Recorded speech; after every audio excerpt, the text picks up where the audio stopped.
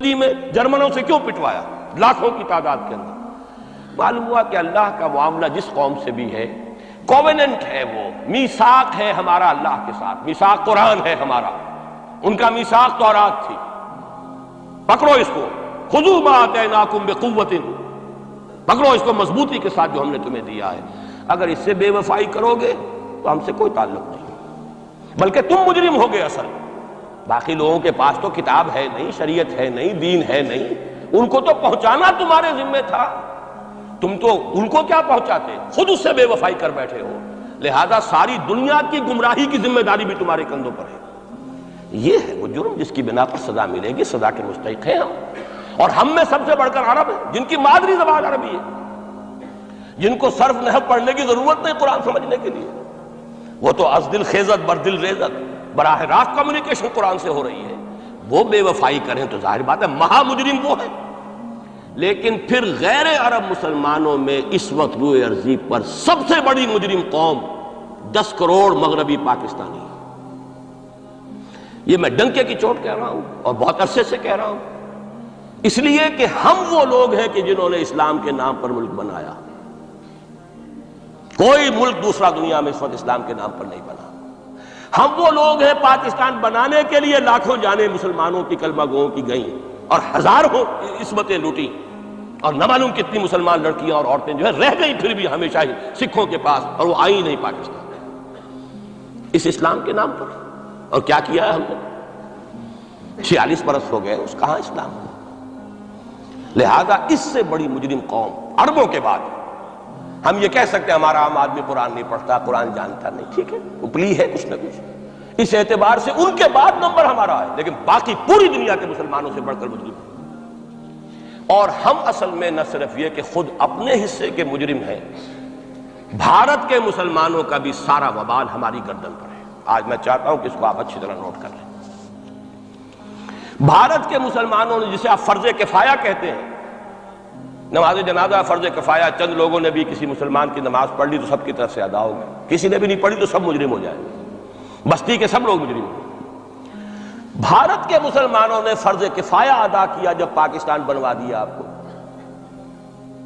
اور اس کی قیمت آج بھی وہ دے رہے ہیں، کھلے نعرے لگ رہے ہیں، مسلمان کے 2 استھان، پاکستان یا قبرستان، تیسرا کوئی جگہ نہیں۔ ڈنکے کی چوٹ کہا بابری مسجد کے بعد ایل کے اڈوانی نے، ہم ساری مسجدیں گرا دیں گے ہندوستان میں، کوئی مسجد باقی نہیں چھوڑی۔ ڈنکے کی چوٹ اعلانیہ، یہ سب کچھ ہو رہا، اور یہ نعرے تو نہ معلوم کب سے لگے، اور نہ معلوم کب سے میں یہاں ان مسجدوں کے اندر بھی اور اپنی تقریروں میں غور کرتا رہا کہ کیا وہاں ہو رہا ہے، لیکن ہمارے تو کان پر جوں نہیں ریگتی۔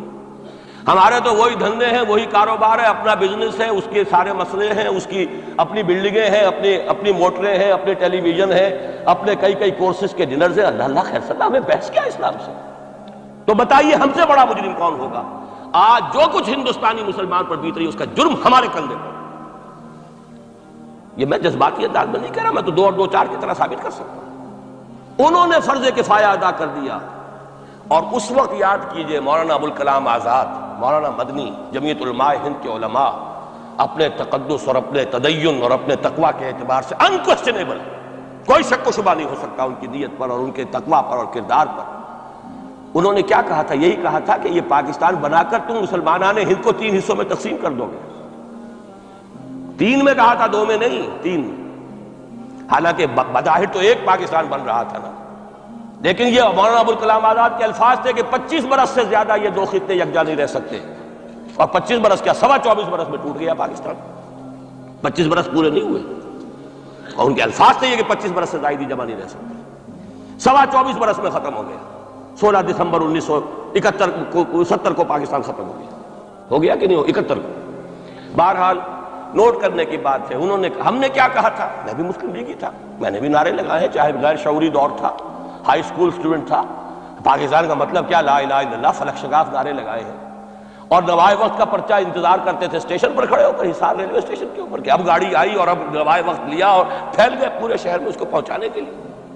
ہم کیا کہا کرتے تھے؟ ارے نہیں، 2 طرف سے پاکستان جو ہے مضبوط پاکستان ہوگا، ہندوستان میں کسی ہندو کو جرت ہوگی مسلمان کے لیے کوئی میلی نگاہ سے دیکھنا؟ وہ سارے خواب کہاں گئے؟ وہ تو حرم ہوئے۔ وہ دو طرف کا جفا تھا وہ تو ختم ہوا، اس لیے کہ وہ زنبور تو اب رہا ہی نہیں، تو کھل گئی، نوٹ ہی ختم ہوئی وہ مشرقی پاکستان۔ اور حال یہ ہے کہ آپ کی وزیر اعظم بنگلہ دیش نے یہ بھی پسند نہیں کیا کہ بابری مسجد پر جو بیان تھا وہ نواز شریف صاحب کے ساتھ مشترک بیان دے دیں۔ یہ اشتراک بھی دنیا کے سامنے نہ آ جائے کہ مشرقی پاکستان سابقہ اور اس وقت بنگلہ دیش کی وزیر اعظم اور مغربی پاکستان جو اب وٹ ریمینز آف پاکستان کے تحت صرف پاکستان ہے، اس کے وزرائے اعظم نے مشترکہ بیان دے دیا۔ یہ بھی نہیں آنا چاہیے۔ یہ حال ہے ہمارا۔ حالانکہ بات اپنی جگہ پر کوئی ایسی نہیں تھی، کوئی سیاسی نہیں، ایک مذہبی معاملے کے اوپر اظہار رائے کرنا تھا۔ انہوں نے کہا نہیں، آپ کے ساتھ مشترک بیان نہیں دوں گی، نہیں دیا اس نے۔ تو وہ جو تھا دو طرف سے جب تھا وہ تو سن 71 میں کھل گیا۔ جو ہمارا حال ہے وہ تو ہونا ہی تھا۔ یہ ملک بنا اسلام کے نام پر، اس کا استحکام ہو سکتا تھا تو صرف اسلام کی بنیاد پر ہو سکتا تھا۔ اسلام سے غداری کی، لہذا یہاں تو اب قومیتیں ہیں، یہاں تو اب ایتھنک اور ریجنل اور نہ معلوم کس کس قسم کی اور لنگوسٹک جو ہے نیشنلٹیز ہیں، نیشنلزمز ہیں، وہ جو ایک امت ایک وقت میں بن گئی تھی، ایک قوم، مسلم قوم ہندو کے مقابلے کے لیے، وہ تو ختم ہوئی۔ اور حال کیا ہو گیا ہے، اس سے پہلے بھی کبھی کبھی ہندو مسلم فسادات ہوتے تھے۔ کیا سندھ سے مسلمان نہیں پہنچ جاتا تھا وہاں ریلیف کے لیے؟ کیا پنجاب سے اور سرحد سے مسلمان نہیں جاتے تھے؟ بہار نہیں گئے تھے؟ کیا کانپور کی مسجد شہید ہوئی تھی 1915 میں تو پوری ہندوستان سے مسلمان نہیں پہنچ گئے؟ آپ کیا کر رہے ہیں؟ مندر گرا دیے، یہاں بڑی بہادری کا کام کیا، مندر گرا دیے۔ شرم سے ڈوب مرنے کا مقام ہے۔ یہاں بھی گویا کہ ہم اپنے عمل سے اسلام کی مخالفت کر رہے ہیں۔ اسلام تو اجازت نہیں دیتا۔ آپ کسی اور کے جرم کی سزا کسی اور شخص کو نہیں دے سکتے۔ ہمارے پاس تو یہ سیکریٹ ٹرسٹ ہے، یہ لوگ ذمہ وہ اپنے آپ کو منواتے نہیں، لیکن ہمارے تصور سے، اسلام کے تصور سے ذمہ ہے۔ ان کی جان، مال، عزت، آبرو، ان کی عبادت گاہوں کی حفاظت کا ذمہ ہے ہمارا۔ ایک بڑی بہادری کی ہے، ذرا سوچئے تو صحیح کیا دنیا نے سوچا ہوگا، اور نتیجہ کیا نکلا؟ اگر کسی درجے میں بھی بابری مسجد کی شہادت پر کوئی دنیا میں کوئی رائے عامہ ہو سکتی تھی کوئی ہندوستان کے خلاف، ختم ہو گئی۔ جو انہوں نے کیا 10 گنا تم نے کر لیا۔ تم نے ایک مسجد گرائی ہے، تم نے اتنے 100 کہتے ہیں، پتہ نہیں مجھے تو معلوم نہیں 100 گرائے کتنے گرائے ہیں، بہرحال جتنے مندر تھے تم نے گرا دیے۔ فرق کیا ہے؟ ایک کردار ہے تمہارا، ایک ہی تمہارا اخلاق ہے، ایک ہی تمہارا معیار ہے، کوئی فرق ہی نہیں۔ بلکہ وہاں تو کم سے کم یہ تو رہا ہے، دنیا کی آنکھوں میں دھول ڈالنے کے لیے کم سے کم یہ کہ فورن منسٹری جو ہے اس نے ڈیزائن کیا، ہم نے مان لیا جی ہم نہیں کر سکے، ہم مجبور ہیں۔ حالانکہ سب ان کی اجازت سے ہوا ہے، بلکہ ان کی ملی بھگت سے ہوا ہے۔ لیکن یہ کہ کلیان سنگھ نے فوراً استعفیٰ دے دیا، منسٹری ختم۔ پھر وہ بھارت کی مرکزی حکومت نے اور بھی پارٹیز کو بھی بین کر دیا، اور اس کے بعد یہ ہے کہ انہوں نے حکومتیں بھی 3 اور صوبوں کی توڑ دی۔ وہ تو سرخرو ہو گئے پوری دنیا کی جو رائے عامہ ہے، ہم اس کے سوا کیا کر سکتے ہیں؟ ہمارا ایک دستور ہے، دستور میں جو بھی صوبائی حکومت ہوتی ہے اس کی اجازت کے بغیر ہم فوج بھیج نہیں سکتے۔ وہاں پہ صوبائی حکومت تھی، اس نے ہمیں یقین دہانی کرائی تھی، سپریم کورٹ کو بھی یقین دہانی کرا دی تھی کہ مسجد کو کچھ نہیں ہوگا، تو ہم تو اس کے اوپر ڈیپینڈ کر رہے تھے۔ ہے سب جھوٹ، سب کو پتا تھا جو کچھ ہوگا، اندر خانے ملی بھگت تھی۔ لیکن یہ ہے کہ کم سے کم انہوں نے فیس سیونگ کے لیے ان کے پاس مواد موجود ہے، آپ کے پاس تو وہ بھی نہیں۔ آپ کے تو اخبارات نے لکھا ہے کہ کارپوریشنز کے ٹریکٹرز جو ہیں گئے ہیں گرانے کے لیے، اور وزراء جو ہے، ایک وزیر کا نادر پرویز کا تو نام آیا ہے، اخبار میں خبر تھی، ہم نے بھی پڑھی تھی، فوٹو بھی دیکھا تھا کہ وہ خود ہاتھ میں پھاوڑا لے کر جو ہے وہ مندر گرانے کے لیے چلے۔ یہ جو صورتحال ہے جان لیجئے، اس وقت میں آپ کو بتانا چاہتا ہوں ہندوستان کے مسلمان پر تو جو قیامت بیت رہی ہے بیت رہی ہے۔ میں نے اپنا ایک تاثر کچھ عرصے پہلے یہاں شاید بیان کیا تھا، رہا ہے میرا تاثر، اور وہ ہے اصل میں وہ لاسٹ سپر جو ہے انجیل میں جس کا تذکرہ ہے حضرت مسیح علیہ السلام نے جو آخری کھانا رفع سماوی سے قبل کھایا ہے اس باغ میں جہاں روپوش تھے اپنے حواریین کے ساتھ۔ تو اس میں یہ الفاظ آئے ہیں، میں نہیں جانتا صحیح ہیں غلط ہیں، وہ ایک علیحدہ بات ہے، کہ آپ نے وہ روٹی توڑی اور کہا کھاؤ، eat and this is my flesh, یہ میرا گوشت ہے، کھاؤ۔ اور اس کو کہتے ہیں وائن، کوئی مشروب ہوگا جو بھی ہوگا، ڈالا کہ پیو، drink and this is my blood. میرا احساس ہمیشہ یہ رہا ہے، اس کے بعد کچھ ماند پڑ گیا جب یہاں مسلمان نے یہاں مارا ہے اور کچلا ہے اور زندہ آگ میں جلایا ہے، پھر بات ختم ہو گئی، میرے دل کے اوپر سے وہ احساس ختم ہو گیا۔ وہاں ہندو کے ہاتھوں جب مسلمان کے ساتھ یہ کچھ ہوتا تھا تو پھر جب میں کھانا کھاتا تھا محسوس کرتا تھا کہ میں ہندوستانی مسلمان کا گوشت کھا رہا ہوں اور ہندوستانی مسلمان کا خون پی رہا ہوں۔ یہ ہمیں عیش جو یہاں حاصل ہے، جو ہمارا آرام حاصل ہے، جو ہمیں یہاں پر سہولتیں حاصل ہیں، جو معاشی اس کی کاسٹ پر ہے۔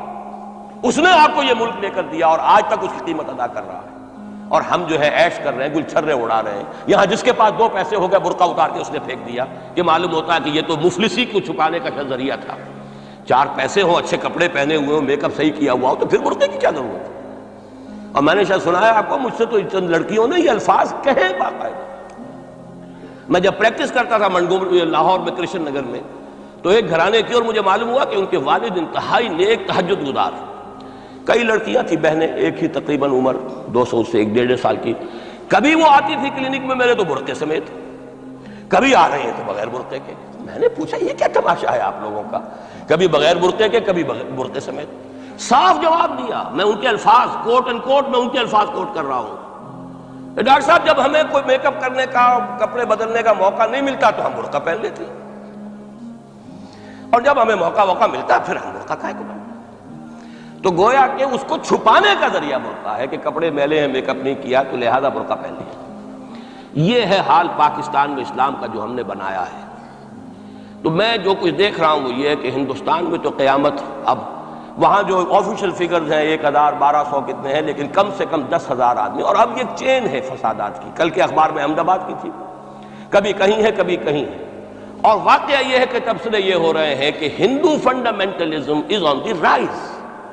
یہ جو کچھ ہوا ہے، جتنا بھی اس کے اندر ان کو گرایا گیا ہے، ان کی حکومتیں گرائی گئی ہیں، اس سے انہیں تقویت حاصل ہو، they are getting stronger and stronger.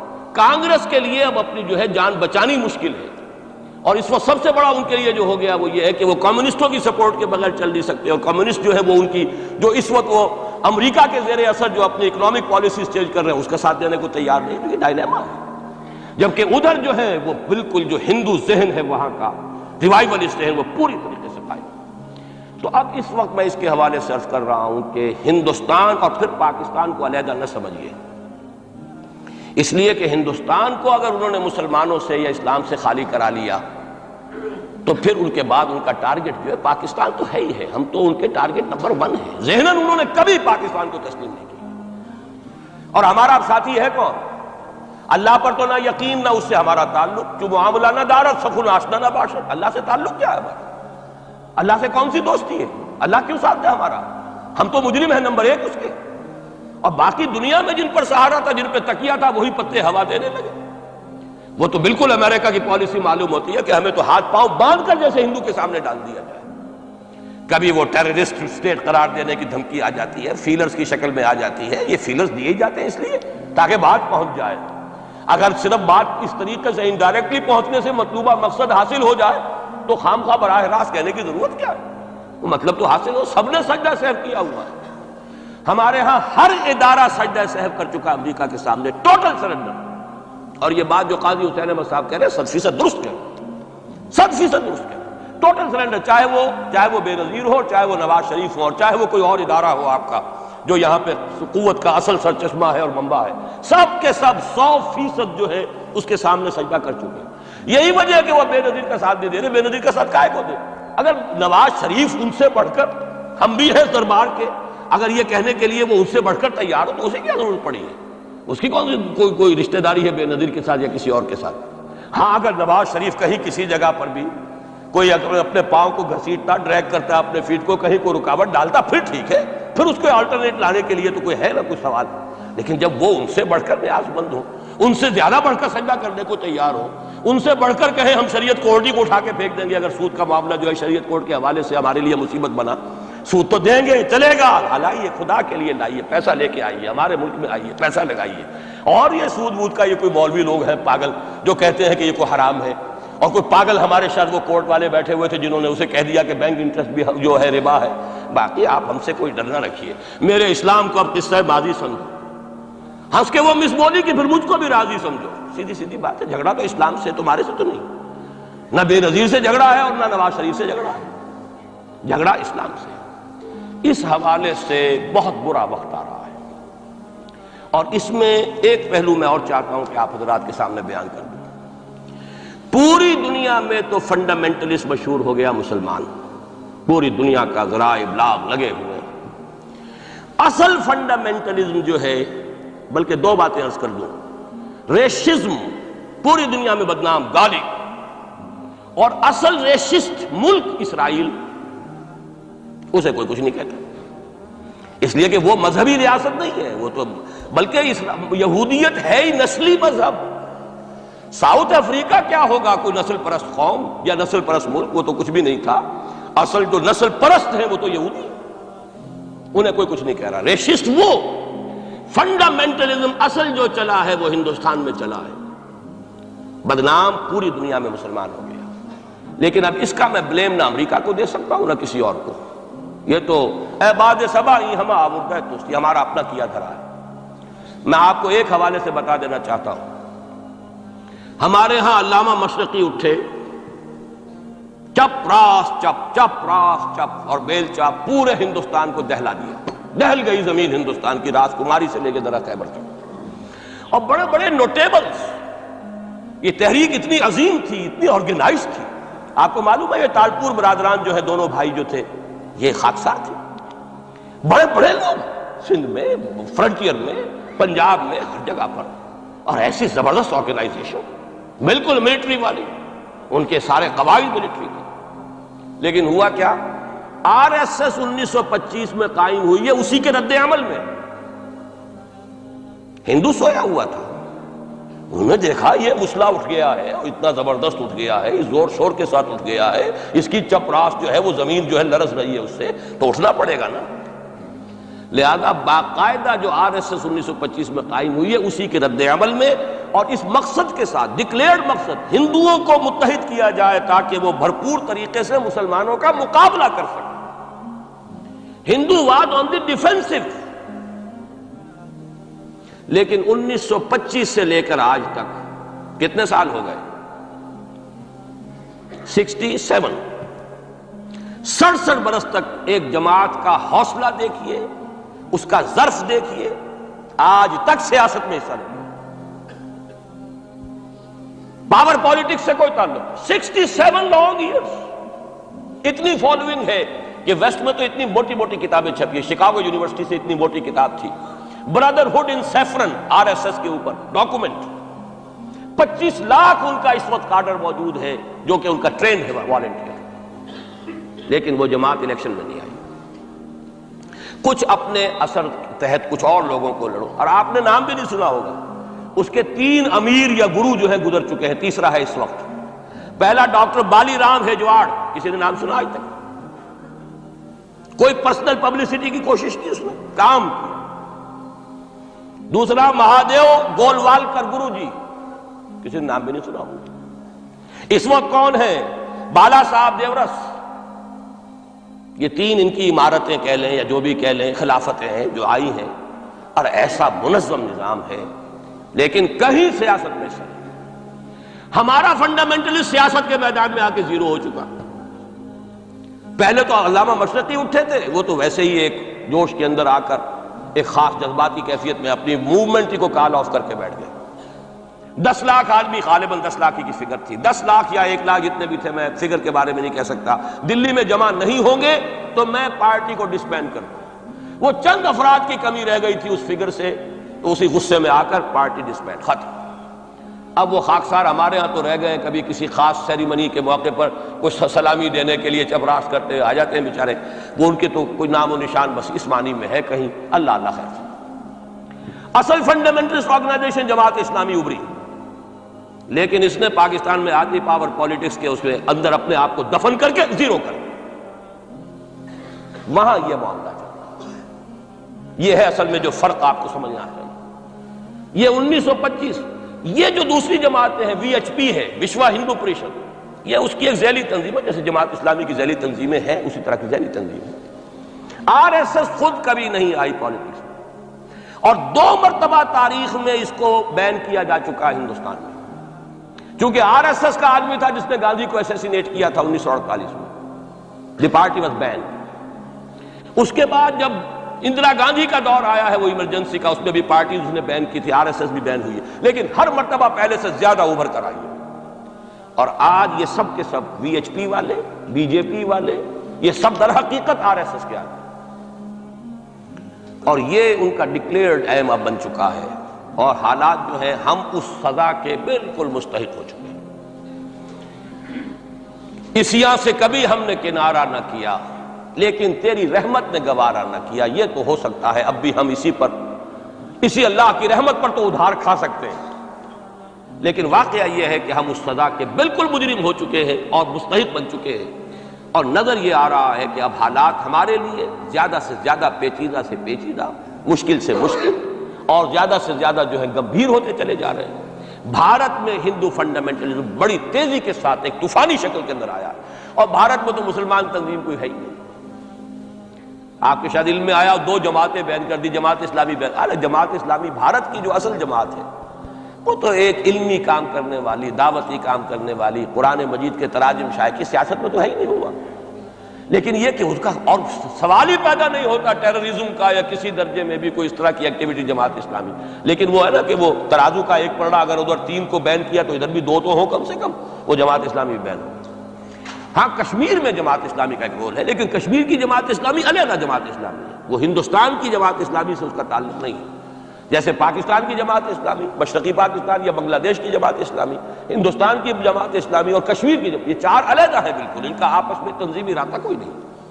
Kashmir کی جماعت اسلامی یقیناً ہے، اور یہ سمجھتا ہوں میں، اور یہ صحیح بات ہے، بعض تبصرہ نگاروں نے لکھی بھی ہے کہ اصل میں اس وار سے انہوں نے کشمیر کے مسئلے میں جب یہ بین کیا ہے وہاں کی 3 ہندو جماعتوں کو، تو اس کے ساتھ ہی 2 مسلمانوں کو ایک لپیٹ میں لے کر پارٹیز کو، تو کشمیر میں جو جماعت اسلامی چونکہ ابھی تک وہ بینڈ نہیں تھی، اور جماعت اسلامی کا آرگنائزیشنل جو ہے بیکنگ مل رہی تھی حزب المجاہدین کو، جو وہاں پر جو بھی اس وقت جو جد و جہد کر رہی ہے، لہذا اس کو کمزور کرنے کے لیے کیا ہے۔ لیکن یہ کہ ہندوستان میں کوئی مسلمانوں کی لیڈرشپ ہے ہی نہیں، سارے قائدین تو پاکستان بنا کے پاکستان آ گئے تھے، رہ تو گئے تھے وہاں پہ وہی جمعیت علماء ہند کے لوگ، اس وقت بھی سنبھالا ہے تو انہوں نے سنبھالا، مولانا حفظ الرحمان سہاروی نے سنبھالا ہے، مولانا ابوالکلام آزاد نے کچھ سنبھالا دیا جتنا بھی دے سکے، باقی مسلم لیگی تو سبھی آ گئے تھے، وہاں سے رہ کون گیا تھا؟ لے دے کر مدراس میں کوئی 1-2 اور کیرالہ کے اندر، کیرالہ میں البتہ یہ کہ راشٹریہ سیوک سنگھ کے مقابلے میں مسلم سیوک سنگھ قائم کیا گیا، اور وہ کام بہت اچھا کر رہے ہیں۔